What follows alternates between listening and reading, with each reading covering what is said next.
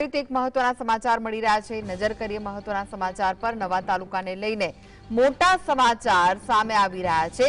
મહત્વના જે સમાચાર 33 જિલ્લાઓમાં નવા તાલુકા આવી શકે છે અસ્તિત્વમાં। તો 15 થી 17 જેટલા તાલુકાઓની રચના થઈ શકે છે, જે મહત્વના સમાચાર હાલમાં મળી રહ્યા છે।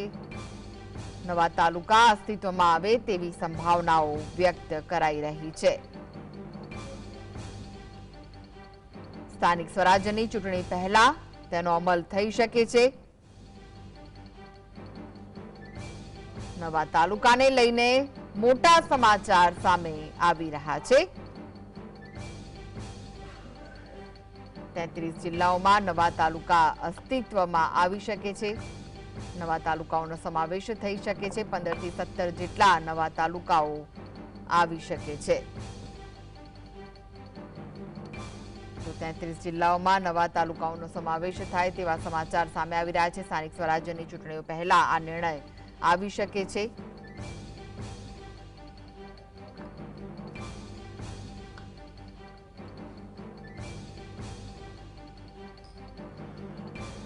તો નવા તાલુકામાં 33 જિલ્લાઓમાં નવા તાલુકા અસ્તિત્વમાં આવી શકે છે। નવા તાલુકાઓને લઈને સૌથી મોટા સમાચાર 15 થી 17 જેટલા તાલુકાઓની રચના થઈ શકે છે।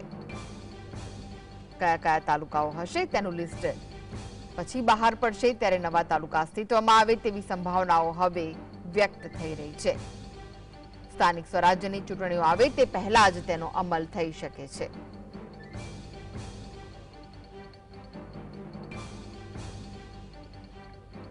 તો વધુ વિગતો માટે જોડાઈ ગયા છે સ્ટુડિયોથી સહયોગી કામેશ ચોકસી। કામેશ, નવા તાલુકાને લઈને મોટા સમાચાર સામે આવી રહ્યા છે। 33 જિલ્લાઓમાં નવા તાલુકાઓનો સમાવેશ થઈ શકે છે, શું વિગત છે? બિલકુલ કૃષ્ણ, આપણે જણાવ્યું હતું કે ગુજરાતના રાજકારણની જો વાત કરવામાં આવે તો ખૂબ મહત્વપૂર્ણ સમાચાર સામે આવી રહ્યા છે, ને તેને લઈને જો વાત કરવામાં આવે તો આજે બુધવાર છે અને બુધવારે રાજ્યના પાટનગર ગાંધીનગરમાં જે કેબિનેટની બેઠકનું જે આયોજન કરવામાં આવ્યું છે, મુખ્યમંત્રી ભૂપેન્દ્રભાઈ પટેલની અધ્યક્ષતામાં કેબિનેટ બેઠકનું જે આયોજન કરાયું છે અને તેને લઈને તમામ બાબતો એક બાજુ ગઈકાલની જો વાત કરવામાં આવે તો ગઈકાલે ગુજરાતના મુખ્યમંત્રી ભૂપેન્દ્રભાઈ પટેલને દિલ્હીનું તેડું આવ્યું હતું। તેઓ દિલ્હી ગયા હતા, એક પાણી સંદર્ભના જે એક કાર્યક્રમ હતો તેમાં તેમણે હાજરી આપી હતી। આ સાથે જ નવા ઉપરાષ્ટ્રપતિ છે તેમની સાથે પણ તેમણે મુલાકાત કરી હતી અને ક્યાંક એવી પણ બાબતો સામે આવી રહી છે કે બંધ બારણે નવા જે મંત્રીમંડળના વિસ્તરણને લઈને પણ ક્યાંક ચર્ચાનો માહોલ યોજાયો હોય તે બાબતને પણ નકારી શકાય તેમ નથી।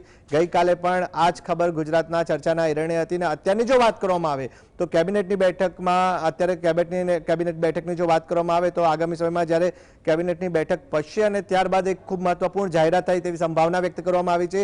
ગુજરાતની વાત કરવામાં આવે તો ગુજરાતના જે 33 જિલ્લા છે ને 33 જિલ્લાના 249 તાલુકાઓ જે છે આ તાલુકાઓની સંખ્યા વધારવામાં આવે ને જેને લઈને કહી શકાય કે હવે આગામી સમયમાં હવે સ્થાનિક સ્વરાજ્યની ચૂંટણી યોજાવાની છે। પ્રદેશ ભાજપની વાત કરવામાં આવે, ગુજરાત સરકારની જો વાત કરવામાં આવે તો તેમણે તો શરૂઆતથી જ માઇક્રો મેનેજમેન્ટ લેવલ સાથેની તૈયારીઓ હાથ ધરવાની શરૂ કરી દીધી છે અને કહી શકાશે કે તમામ બાબતે માઇક્રો મેનેજમેન્ટ હાથ ધરવામાં આવી રહ્યું છે અને આ તમામ બાબતોની વચ્ચે હવે વાત એ સામે આવી રહી છે કે કેબિનેટની બેઠકમાં જ નવા તાલુકાઓને મંજૂરી મળે, એટલે કે 33 જિલ્લાઓ છે, 33 જિલ્લામાં કેટલાક એવા નવા તાલુકાઓનો સમાવેશ થઈ શકે છે।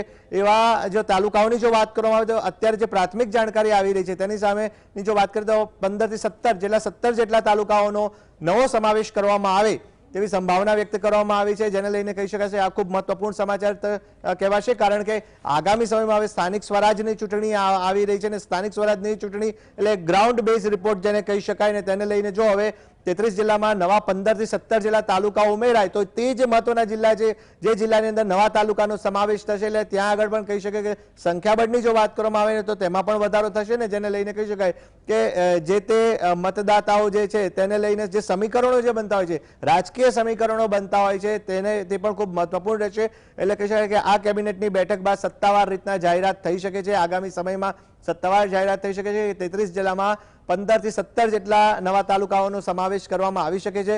17 જેટલા નવા તાલુકાઓનું અસ્તિત્વ હવે સમાવેશિત થાય તેવી સંભાવના વ્યક્ત કરવામાં આવી છે। એટલે કહી શકાશે કે અત્યારની જો વાત કરવામાં આવે તો ગુજરાતમાં હવે આ નવો મુદ્દો ચર્ચાસ્પદ બન્યો છે, કારણ કે સ્થાનિક સ્વરાજની ચૂંટણીઓ હવે કહી શકાય કે આગામી સમયમાં યોજાવાની છે। એક બાજુ માઇક્રો મેનેજમેન્ટ હાથ ધરવામાં આવી રહ્યું છે અને આ તમામ બાબતોની વચ્ચે હવે નવા 17 તાલુકાઓનો જો સમાવેશ થાય તો 249 તાલુકા પ્લસ 17 તાલુકા એટલે 266 તાલુકાઓ ટોટલ ગુજરાતમાં બનશે। એટલે કે 33 જિલ્લા અને 249 તાલુકા છે, તેમાં બીજા 17 તાલુકાઓ એડ થાય એટલે કહી શકાય કે 266 જેટલા તાલુકાઓનો સમાવેશ થાય અને આ નવા તાલુકાઓ અસ્તિત્વમાં આવે સ્થાનિક સ્વરાજની ચૂંટણીમાં, તે સંભાવનાને નકારી શકાય તેમ નથી। જી આભાર કામેશ સમગ્ર માહિતી આપવા।